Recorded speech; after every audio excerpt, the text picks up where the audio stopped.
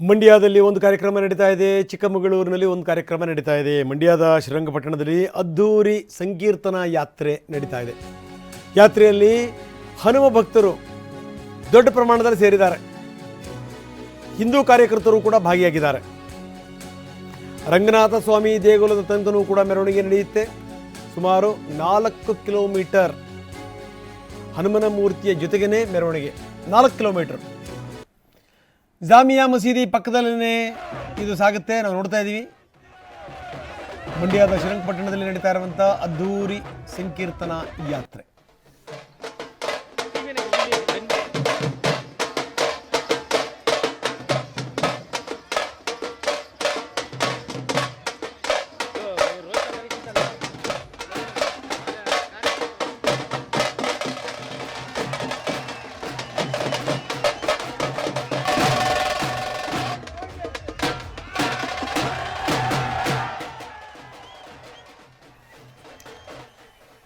ನಮ್ಮ ಪ್ರತಿನಿಧಿ ದಿಲೀಪ್ ಈಗ ನಮ್ಮೊಂದಿಗೆ ನೇರ ಸಂಪರ್ಕದಲ್ಲಿದ್ದಾರೆ. ದಿಲೀಪ್, ನಾವು ನೋಡ್ತಾ ಇದ್ದೀವಿ ದೊಡ್ಡ ಸಂಖ್ಯೆಯಲ್ಲಿ ಜನ ಸೇರಿದ್ದಾರೆ, ಜೊತೆಗೆ ಸಂಕೀರ್ತನ ಯಾತ್ರೆ ನಡೀತಾ ಇದೆ. ಸಂಕೀರ್ತನ ಯಾತ್ರೆ ಎಲ್ಲಿ ನಡೀತಾ ಇದೆ ಇವಾಗ? ನೀವು ಯಾವ ಸ್ಥಳದಲ್ಲಿದ್ದೀರಿ? ಒಟ್ಟಾರೆಯಲ್ಲಿನ ಸ್ಥಿತಿಗತಿಗಳು ಯಾವ ರೀತಿ ಇದೆ ದಿಲೀಪ್?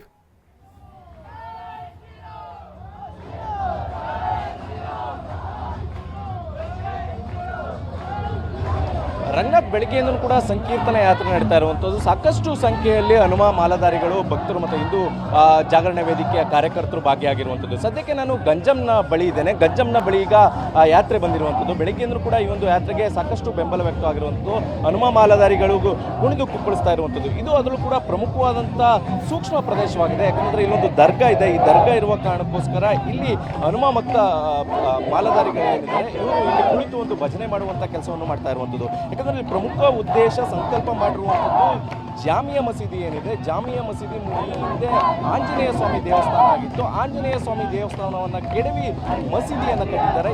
ಈಗ ಅದೇ ಒಂದು ಸ್ಥಳದಲ್ಲಿ ನಾವು ಮಂದಿರವನ್ನು ಕಟ್ಟಬೇಕು ಅನ್ನುವಂಥ ನಿಟ್ಟಿನಲ್ಲಿ ಈ ಒಂದು ಹನುಮ ಮಾಲಾಧಾರಿಗಳ ಒಂದು ಸಂಕಲ್ಪವನ್ನು ಮಾಡಿ ಈ ಒಂದು ಯಾತ್ರೆಯನ್ನು ಮಾಡ್ತಾ ಇರುವಂಥದ್ದು.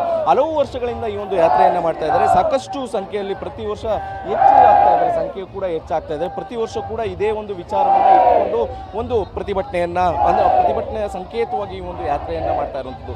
ಸಾಕಷ್ಟು ಪೊಲೀಸ್ ಭದ್ರತೆಯನ್ನು ಮಾಡ್ಕೊಂಡಿರುವಂಥದ್ದು. ಇದೊಂದು ದರ್ಗಾ ಇದೆ. ದರ್ಗಾದಲ್ಲಿ ಪಕ್ಕದಲ್ಲಿ ಸೂಕ್ಷ್ಮ ಪ್ರದೇಶವಾಗಿರುವ ಕಾರಣಕ್ಕೋಸ್ಕರ ಇಲ್ಲಿ KSRP ವ್ಯಾನ್ ಅನ್ನು ಹಾಕಿರುವಂಥದ್ದು. ಜೊತೆಗೆ ಸಾಕಷ್ಟು ಪೊಲೀಸರನ್ನು ನಿಯೋಜನೆ ಮಾಡಿ ಒಂದು ಬಿಗಿ ಬಂದೋಬಸ್ತನ್ನು ಮಾಡ್ಕೊಂಡಿರುವಂಥದ್ದು. ಸುಮಾರು 1000ಕ್ಕೂ ಹೆಚ್ಚು ಪೊಲೀಸರನ್ನು ನಿಯೋಜನೆ ಮಾಡಿದ್ದಾರೆ. ಎಲ್ಲೂ ಕೂಡ ಯಾವುದೇ ರೀತಿಯಾದಂಥ ಅಹಿತಕರ ಘಟನೆಗಳು ನಡೀಬಾರದು ಅನ್ನುವಂಥ ನಿಟ್ಟಿನಲ್ಲಿ ಇಷ್ಟೊಂದು ಪ್ರಮಾಣದಲ್ಲಿ ಪೊಲೀಸರನ್ನು ನಿಯೋಜನೆ ಮಾಡಿರುವಂಥದ್ದು. ಈಗ DJ ಆಗಿರ್ಬೋದು, ವಿವಿಧ ಕಲಾ ತಂಡಗಳಾಗಿರ್ಬೋದು, ಎಲ್ಲರೂ ಕೂಡ ಈ ಒಂದು ಯಾತ್ರೆಯಲ್ಲಿ ಭಾಗವಹಿಸಿದ್ದಾರೆ. ಬೆಳಗ್ಗೆಯಿಂದ ಕೂಡ ಒಂದು ಯಾತ್ರೆ ಸಾಕಷ್ಟು ಯಶಸ್ವಿಯಾಗಿ ಅದ್ಧೂರಿಯಾಗಿ ನಡೀತಾ ಇರುವಂಥದ್ದು. ರಂಗನಾಥ್, ಎಸ್, ಧನ್ಯವಾದ ತಮ್ಮೆಲ್ಲ ಮಾಹಿತಿಗೆ. ಬರೀ CM ಮಾತಾಡ್ತಾ ಇದ್ದಾರೆ.